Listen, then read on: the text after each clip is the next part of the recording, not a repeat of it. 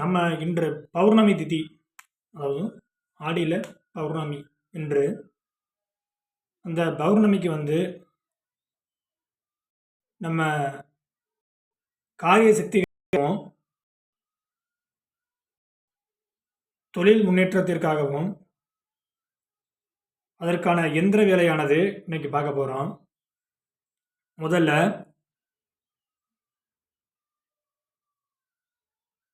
ஒரு எந்திரம் சுத்தி செய்கிறதுக்கு என்ன வழிமுறைங்கிறத பார்ப்போம். இப்போ நம்ம அரடிக்கு அரடி உள்ள எந்திரத்தை எழுதுறதுக்கான வேலை தான் நம்ம பார்க்க போகிறோம். அதுக்கு முன்னாடி இந்த எந்திரம் சுத்தி முறை அப்படின்னு நான் பற்றி பார்க்க போகிறோம். ஒரு எந்திரம் செய்கிறதுக்கு அது உருவான இடத்துல இருந்து நம்ம கை வர வரையும் பலவித இன்னல்களை சந்தித்து தான் இந்த எந்திரமானது வந்திருக்கும். அதை ஒரு மிஷினில் கட் பண்ணுறது, வெட்டுறது அப்படின்னு சொல்லிட்டு அதில் சேதமடைஞ்சு அது சாபம் ஏற்பட்டிருக்கும். அதன் பிறகு ஒரு நபர் கையில் மாறி மாறி வர்றப்ப அதனுடைய புனிதம் இருக்காது. அதனால் அது சுத்தினா கடல் தண்ணி அல்லது ஆற்று தண்ணி கொண்டு இந்த எந்திரத்தை கழுவணும். முதல்ல கழுவுனதுக்கப்புறம் எலும்பிச்சையும் சாரை கொண்டு அந்த எந்திரத்தை நல்லா தேய்க்கணும்.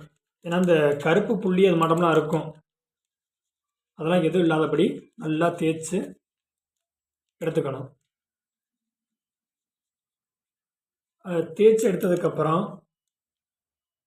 இப்படி தேய்க்கும் பொழுது அந்த எந்திரம் சேதப்படக்கூடாது.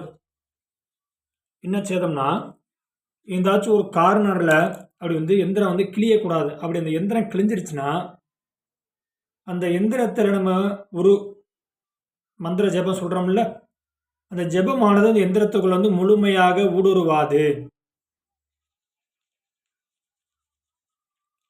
நம்ம சொல்கிற செயல் எல்லாமே, சொல்கிற மந்திரம் எல்லாமே வீணாக போகும்.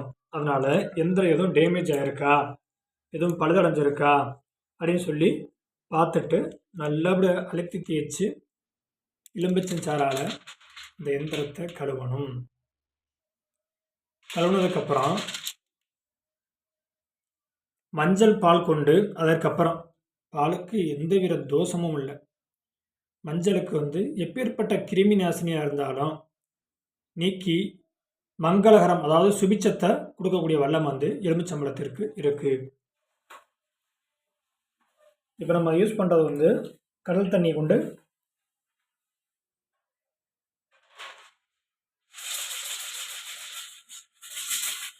கழுவியாச்சு. இதை நல்லா தொடச்சிடணும் துணியில்.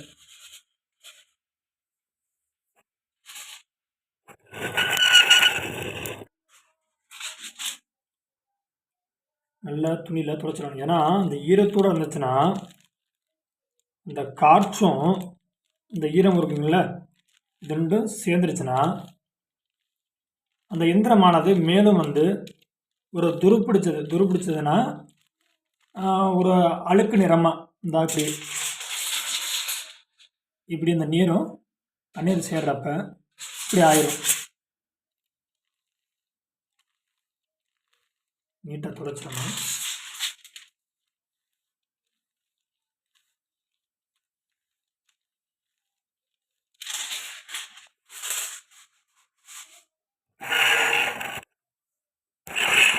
இப்படி எந்திரத்தான் துடைச்சதுக்கப்புறம் அதை உடனே எழுதக்கூடாது. அப்படி எழுதினோம்னா அந்த எந்திரத்தை